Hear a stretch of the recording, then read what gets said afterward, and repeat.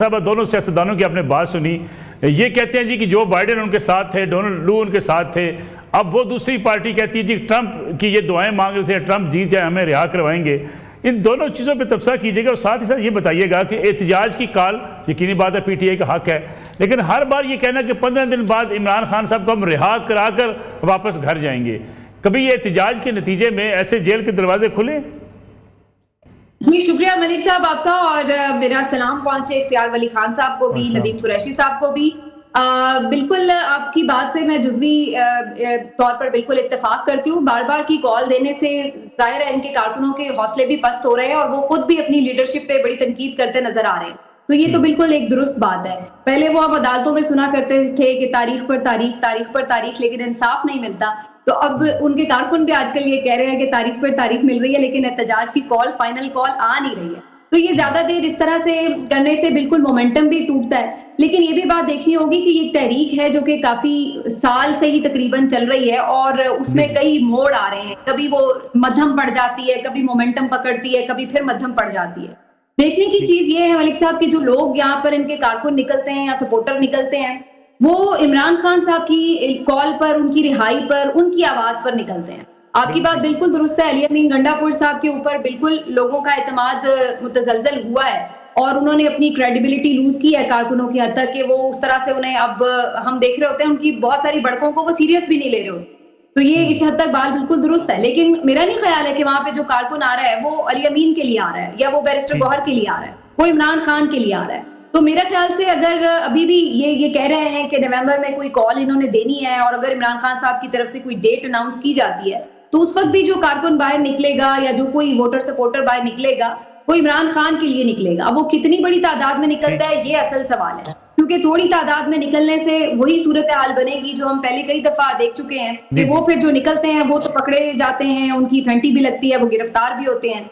लेकिन अगर एक बहुत वाकई मैसिव नंबर निकालने में पाकिस्तान तहरीक इंसाफ कामयाब हो जाती है तो फिर एक नई सिचुएशन में हम होंगे। ऐसा हो पाता है या नहीं ये तो अभी जाहिर है उसी वक्त हमें आइडिया हो सकेगा।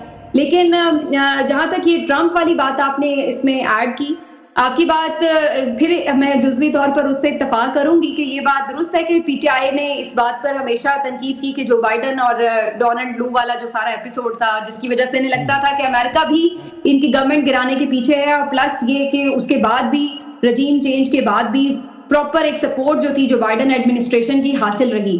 तो इस मामले पर मुझे दो मौक़िफ़ नजर आते हैं पीटीआई के। एक मौक़िफ़ तो वो है जो हमें इमरान खान का नजर आता है, जो हमें हलीमा खान का नजर आता है। सलमान अकरम राजा ने भी उसको कैटेगोरिकली कहा कि नहीं हमें कोई मदद नहीं चाहिए, हम सिर्फ ये चाहते हैं कि वो न्यूट्रल रहे। लेकिन दूसरी तरफ हमने ये भी देखा है कि जो पीटीआई के ही ओवरसीज लोग हैं वो कोशिश भी करते नजर आ रहे हैं कि दबाव डलवाया जाए या ट्रंप से मुलाकात की जाए, या जिस तरह से जुल्फी बुखारी साहब की भी स्टेटमेंट सामने आई थी। तो इसमें बहरहाल एक मुझे लगता है कि कंफ्यूजन है, या फिर ये कोई इनकी सोची समझी स्ट्रैटेजी है कि यहाँ से ये बात जरूर कर रहे हैं कि जी इमरान खान साहब उसको बिल्कुल टोटली डिनाई कर रहे हैं और उनका मौक़िफ़ ज़ाहिर बड़ा बैलेंस्ड मौक़िफ़ है। लेकिन क्या वो उनका मौक़िफ़ बाकी पीटीआई भी लेके चल रही है, उसमें हमें कुछ डिफरेंट अप्रोच भी नजर आती है। समीना पाशा साहब से भी इनका इनपुट ले लेना।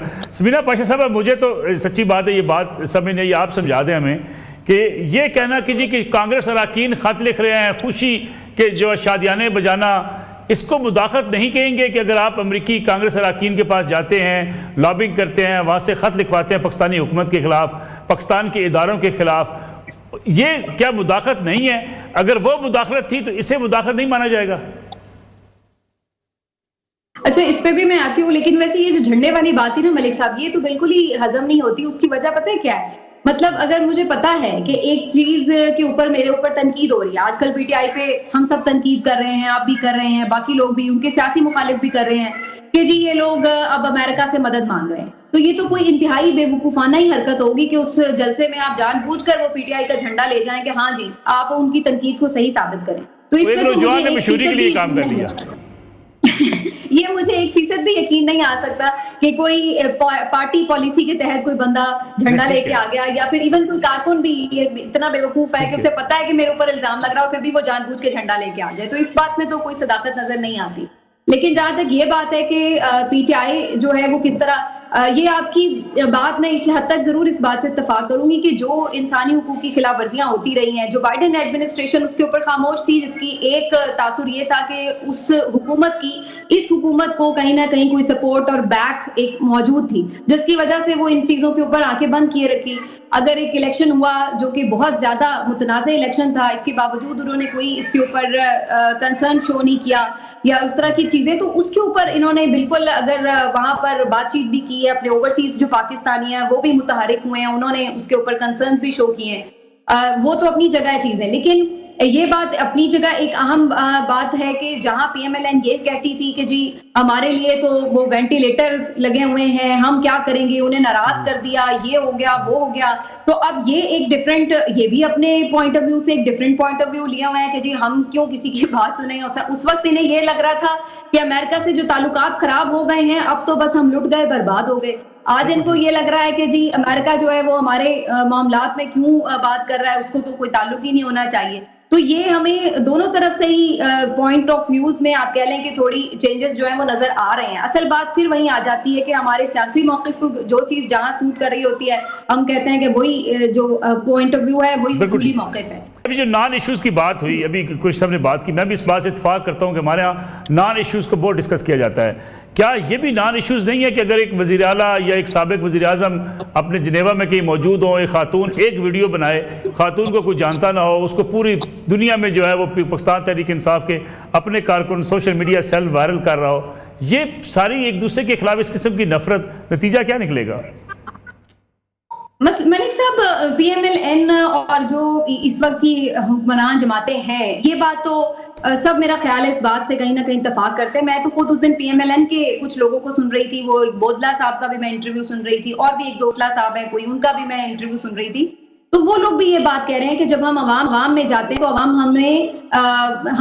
हम पे तनकीद करती है, हमसे नाखुश है, हमसे नाराज नजर आती है। तो ये बात तो अपनी जगह है, इससे तो कोई डिनाई नहीं कर सकता कि जो इस वक्त का हुक्मरान टोला है उसके साथ लोग उस तरह से मोहब्बत के किसी उसमें तो रिलेशनशिप में नहीं है।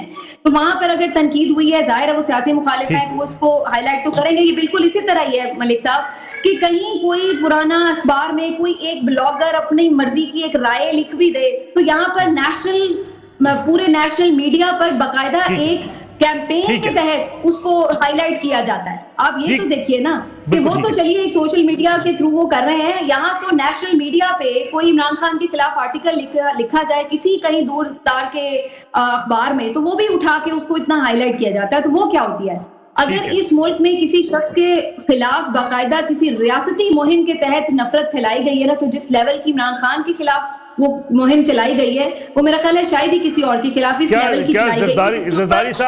जरदारी साहब और मैं उसको ये एलैबोरेट कर रही हूं, चलाई गई है मुख्तलिफ औकात में, फातिमा जिन्ना नहीं जहां पे बची, तो बाकी हम किसकी बात करें। लेकिन मैं ये कह दूं कि इमरान खान के ऊपर तो माली करप्शन से लेके, अखलाकी करप्शन से लेके, मजहबी रुझानात पर लेके, जो इसराइल वाला मामला है उस पर लेके, यानी कोई ऐसा हवाला नहीं होगा जिंदगी का जिसको उनकी नहीं उछाला गया या जिस पे तनकीद करके पूरी बाकायदा रियासती गद्दार भी आपने कह दिया, आपने उन्हें तौहीन मजहब का गुस्ताख भी कह दिया उन्हें, यानी कोई ऐसा पोर्शन रह नहीं जाता जिस एस्पेक्ट से उनके ऊपर जो तनकीद ना की हो। और ये बाकायदा हमने एक मुनज़्ज़म उस पे देखा है।